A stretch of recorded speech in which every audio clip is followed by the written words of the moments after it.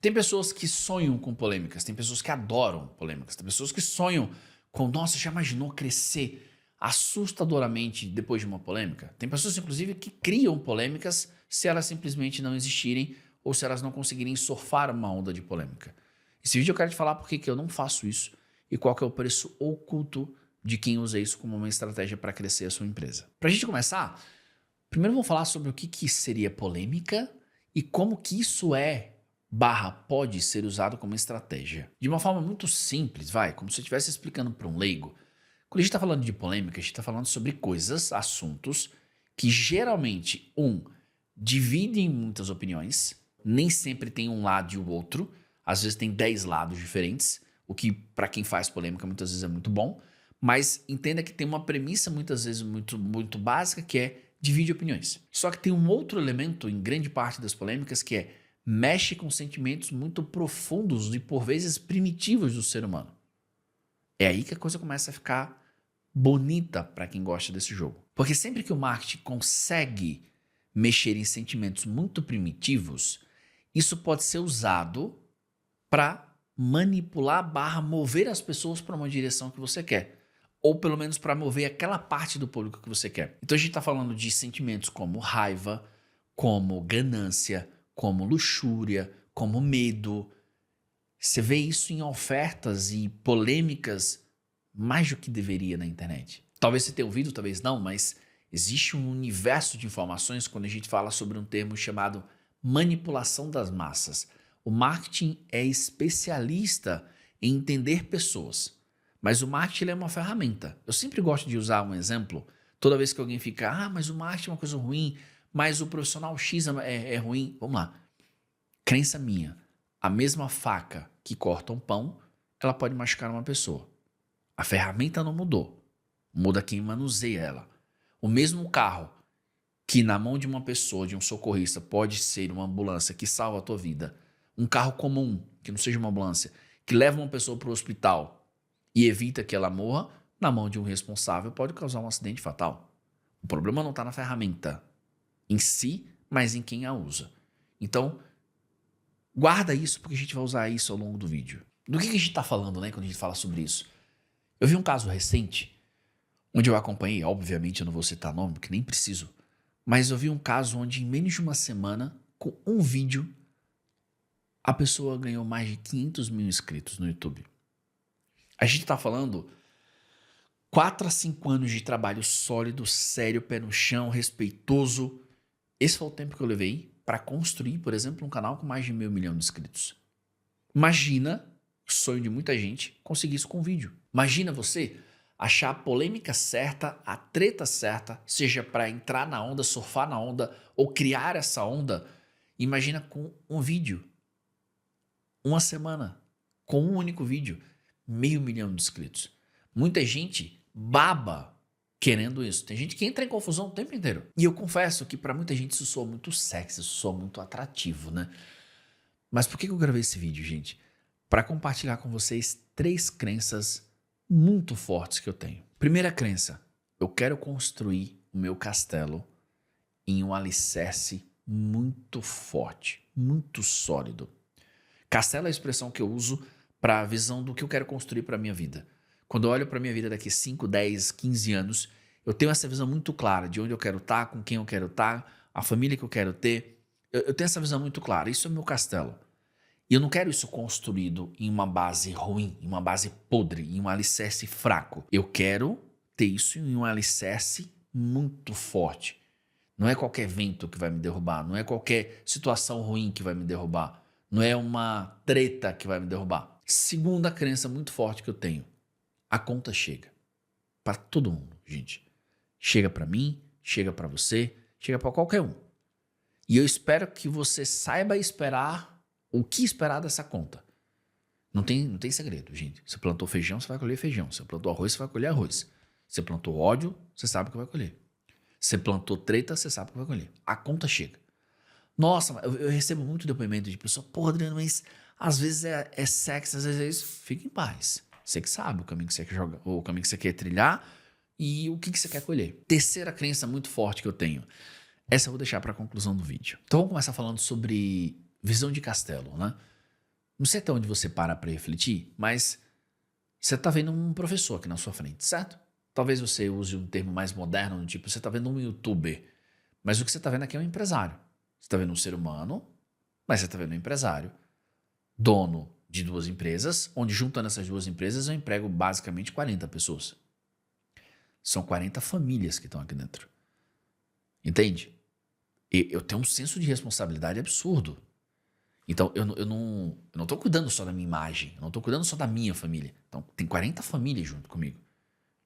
Eu posso destruir um negócio da noite para o dia e destruir 40 famílias da noite para o dia que vão ter que se virar. E quantas outras famílias diretamente essas pessoas impactam? Gente, é um efeito muito grande. O meu trabalho, quantas milhares ou milhões de famílias ao redor do mundo impacta? Você entende? Eu tenho uma noção muito clara do impacto que eu tenho. Quando eu coloco a minha cabeça no travesseiro e eu entendo o quão sólido o meu negócio é, o quão sólido eu criei tudo isso, eu durmo em paz. Eu não dormiria em paz sabendo que um vídeo deu errado e esse vídeo pode acabar com toda uma construção. Eu não dormiria. Ah, Adriana, mas tem gente que aprende a jogar esse jogo. Concordo. Mas a conta chega. E ninguém planta arroz e colhe feijão, gente. E falando sobre a conta uma hora chega, grava essa frase. O crescimento sólido, pé no chão, sem mentira, sem jogo sujo, sem jogo de manipulação, ele é lento. Ele é sólido, mas ele é mais lento.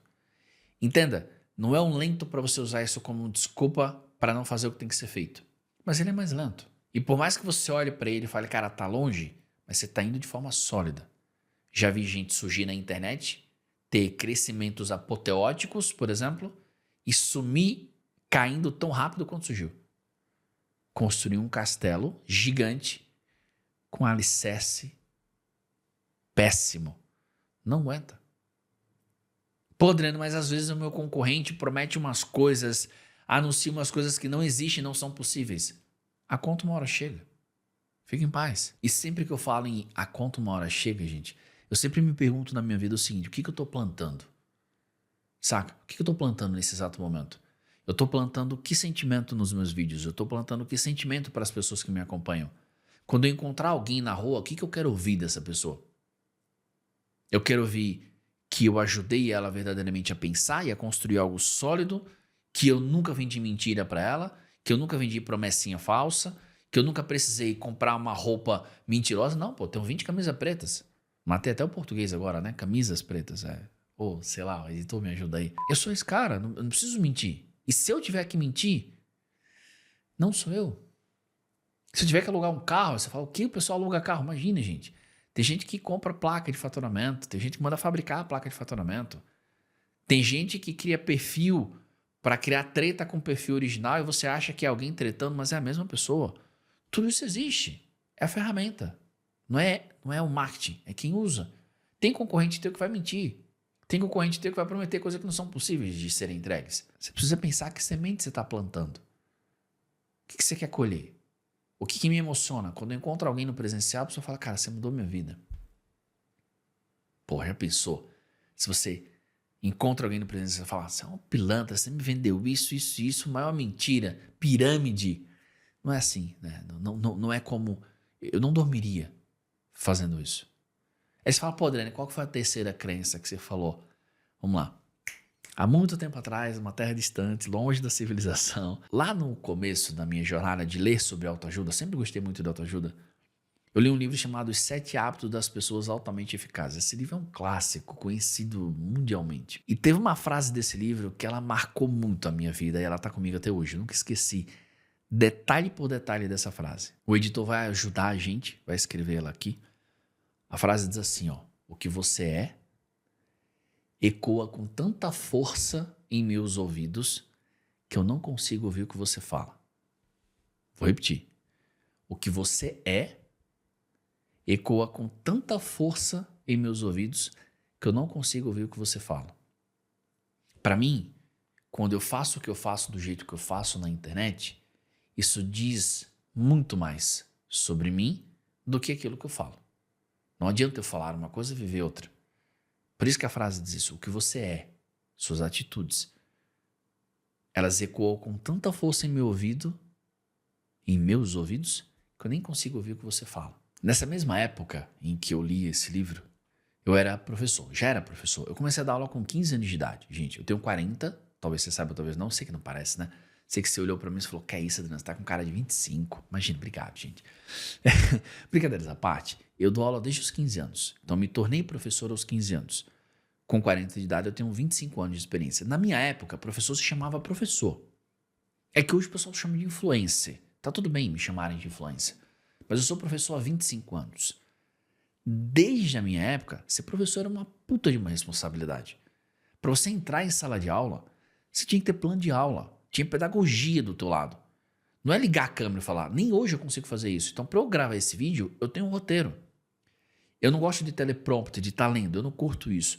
Mas eu tenho um roteiro, onde eu olho o que eu tenho que falar e eu falo do meu jeito, mas eu tenho um roteiro. Então, quando a gente pensa em ser professor, para mim ser professor sempre foi uma responsabilidade muito grande. Pode parecer clichê de filme da Marvel, mas, cara, a frase do tio Ben ela é maravilhosa. Com grandes poderes, vem grandes responsabilidades. Ser professor é uma puta de uma responsabilidade. Que tipo de mentor eu quero ser? Que tipo de mentor eu quero ser visto pelas pessoas? Como que eu quero ser reconhecido pelas pessoas? Eu quero ser reconhecido como uma pessoa que olha pra você e fala, isso não vai dar certo, esse não é o caminho, você tá buscando um atalho, você tá querendo promessa milagrosa, eu não sou esse cara. Eu sou a pessoa que vai olhar pra você e vai acreditar em você de uma forma que nem você acredita. Eu sou a pessoa que vai mostrar pra você que você tem uma força dentro de você que nem você imaginou que tinha. Eu vou mostrar que você é capaz de fazer coisas que nem você imaginou que fosse capaz. Eu vou extrair o teu melhor pra mostrar pra você que isso tá dentro de você. Ou eu vou usar a tua pior parte pra te manipular e te deixar ainda pior. Tudo isso são escolhas. Eu posso usar a tua podridão para fazer com que a coisa fique pior ainda, pro meu bel prazer. Assim como eu posso olhar para você e falar, cara, eu vejo coisas em você que nem você vê. A real é que os dois caminhos são possíveis, entende? O caminho que eu escolho diz muito mais sobre mim. E aí você vai falar, putz, Adriano, você abriu minha mente, cara. Mas, se você é dos céticos mesmo, quem garante que você não está usando desse vídeo para uma estrutura de manipulação? Talvez eu esteja. Mas a pergunta é, como que você vai escolher?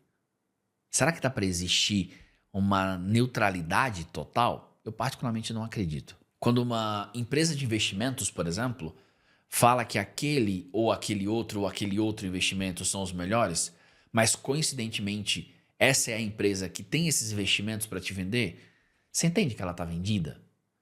Quando uma empresa fala que o melhor caminho para resolver o problema tal é o caminho X, que coincidentemente é o caminho que ela vende, ela está vendida. Quando eu gravo tantos conteúdos gratuitos para você, eu tô vendido. Imagina, jamais eu vou dizer que não. A pergunta é como que nasce o equilíbrio então, Adriano? Para mim esse equilíbrio, ele tá em mais uma crença muito forte para mim. Eu tenho duas crenças muito fortes que me ajudam nesse equilíbrio. Só para você entender, são crenças de nível identidade, se você entende a profundidade do que isso quer dizer. A primeira crença é, aquilo que a pessoa tá vendida é bom só para ela ou é bom para ela e para mim? Essa é a minha primeira crença. Porque todo mundo está vendido, gente. Eu tenho crenças pessoais, eu tenho valores pessoais. Então, só o fato de eu viver e falar, passa. Você entende? Então, olha só. Aqui está o que chega para você. Vou tentar fazer uma analogia. Ó. Aqui é a comunicação que chega para você. Aqui é o filtro e aqui sou eu. Tudo que eu falo tem o filtro das minhas crenças, dos meus valores, da forma como eu enxergo o mundo. Quando passa desse filtro, não chega mais neutro para você. Não tem como chegar. Entende? Então não existe essa neutralidade 100%. Então, a primeira coisa que eu analiso, que é uma crença muito forte em mim, é todo mundo está vendido. Mas aquilo que a pessoa está vendida é bom para ela, para mim ou para os dois?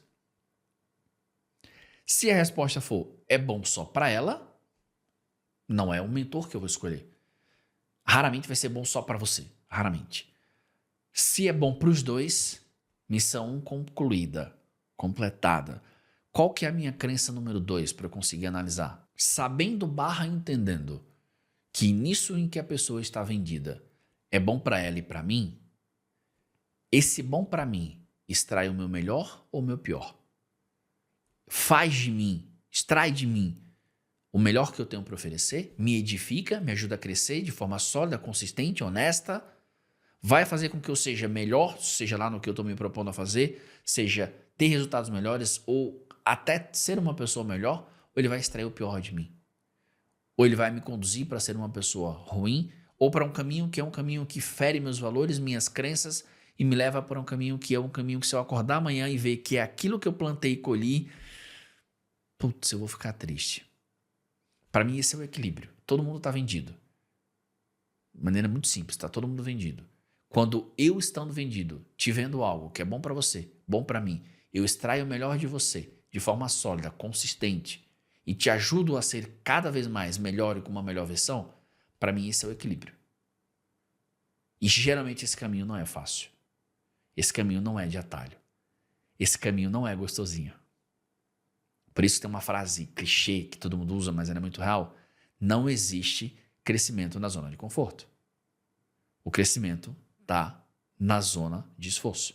E aí toda vez que você pensar, pô, é sexy crescer com polêmica, é sexy criar polêmicas, é sexy apelar, é sexy talvez abrir mão de quem você é, para ter um crescimento, pense em duas coisas. Talvez esse crescimento não seja sólido. Talvez você nem consiga crescer, você já consiga se queimar de primeira. Mas mais do que isso é, quando você se olhar no espelho, quem você quer ser? Como que você quer ser reconhecido? Eu espero que esses pensamentos te ajudem a ter melhores escolhas ou pelo menos estar muito bem com elas. Grande abraço. Até o próximo vídeo.